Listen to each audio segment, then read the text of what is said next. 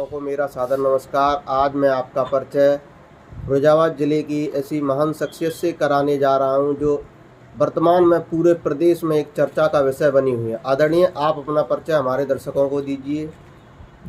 मैं रामनिवास यादव कांग्रेस का कार्यकर्ता रहा हूं, लेकिन अब पार्टी ने मेरे जैसे छोटे कार्यकर्ता पर विश्वास जताते हुए मुझे ज़िले की कमान सौंपी है। इसके लिए मैं अपनी पार्टी के सभी भी शीर्ष नेतृत्व को आभार व्यक्त करता हूं, उनका धन्यवाद करता हूं कि मेरे जैसे सड़कछाप कार्यकर्ता पर उन्होंने विश्वास करके मुझे ज़िले की कमान सौंपी है। और जिस आशा और विश्वास के साथ जो कमान मुझे सौंपी है उस पर खरा उतरने के लिए पूरा प्रयास करूंगा। जैसा कि मेरा आपको पता है, राजनीतिक संघर्ष या सामाजिक संघर्ष मेरा रहा है। मैंने हमेशा 1987 से सड़कों पर संघर्ष किया है लोगों की समस्याओं के लिए, चाहे वो पहले टेम्पू वालों की समस्या रही हो, चाहे फिर किसानों की समस्या रही हो, चाहे कारखाने के मजदूरों की समस्या रही हो, चाहे बेरोजगारों की समस्या रही हो, चाहे अब पिछले कई सालों से 14-15 सालों से हम प्रधानों के लिए भी संघर्ष कर रहे हैं, और जिसमें आदरणीय हमारे विजय सिंह जी सम्मानित बैठे हुए हैं। आप भी प्रधान रहे हैं और प्रधान संगठन के ज़िले के उपाध्यक्ष भी रहे हैं, कोषाध्यक्ष भी रहे हैं।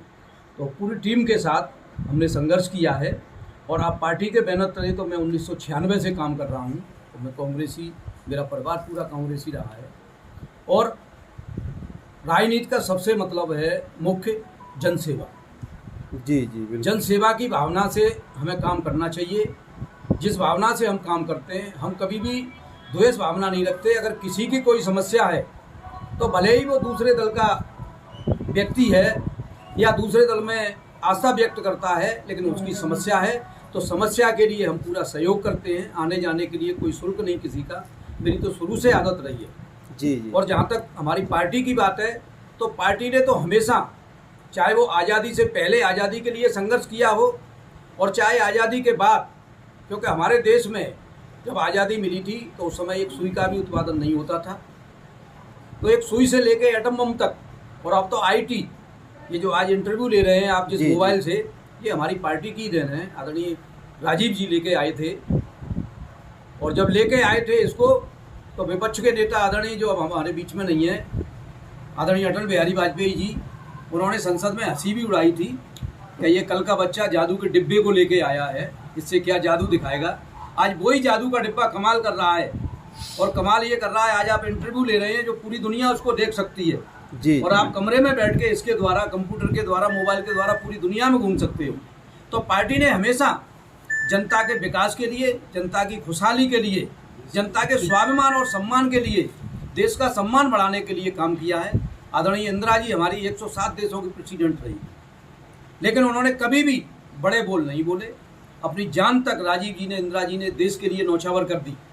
और आज भी हमारे जो नेता हैं, आदरणीय सोनिया जी, जो लोग पद के लिए तरह तरह के हथकंडे अपनाते हैं, लोगों को मरवाते हैं, जाने क्या क्या करते हैं, लेकिन आदरणीय सोनिया जी ने, आप लोगों को पता होगा कि नेता, विधानमंडल, उसकी सांसद दल की नेता चुनने के बाद केवल शपथ लेना शेष थी, लेकिन उन्होंने पद को ठुकरा दिया। उन्होंने नहीं, क्योंकि किसी ने विरोध कर दिया था कि ये विदेशी हैं। तो आप बताइए, ऐसा आचरण कौन सी पार्टी दिखा सकती है? ये पद लोलुपता के चलते आज आप देख रहे हैं, सत्ता में बने रहने के लिए मौजूदा सरकारें भाई से भाई को लड़ा रही हैं, एक जाति को दूसरी जाति से लड़ा रही हैं। और ये कहने में कोई संकोच नहीं है, सभी जातियों के धर्म में ये भेद कर रही हैं आज की सरकारें, जो नहीं होना चाहिए। क्योंकि हमारा देश लोकतांत्रिक देश है, यहाँ सारे धर्म के लोग रहते हैं, सभी धर्मों का बराबर सम्मान होना चाहिए। अध्यक्ष जी, जिस प्रकार 2026 और 27 में विधानसभा के चुनाव हैं, आगामी समय में आपकी क्या रणनीति रहेगी?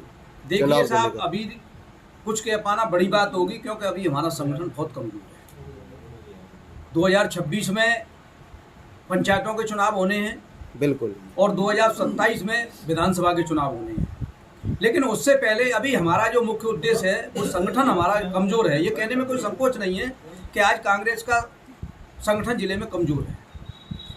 और उसी के लिए जिस दिन से मुझको पता लगा है, बताया गया है कि आपको जिले की कमान दी है, उसी समय से, उसी रात से मैं लगा हुआ हूँ। एक एक कांग्रेसी जो घर पे बैठे हुए हैं, उनको सम्मान देकर, उनसे अनुरोध करके, उनसे प्रार्थना करके, उनसे अनुरोध कर रहा हूँ कि साथ आइए, घरों से निकलकर और खासकर मेरा जो मूल मंत्र है वो ये है कि लोगों के दिलों में जो कांग्रेस दबी हुई है, उस कांग्रेस को, दिल की कांग्रेस को जुमा पर लाना है और अपनी पार्टी को मजबूत बनाना है। पार्टी का संगठन जिले में खड़ा करके लोगों की समस्याओं के लिए, लोगों के सम्मान के लिए, अपने क्षेत्र के विकास के लिए, जिले के विकास के लिए काम करना है और पार्टी को मजबूत करना है। जब चुनाव आएंगे तो मजबूती से लड़ेंगे भी और जीतेंगे भी। बहुत बहुत धन्यवाद। अच्छी धन्यवाद।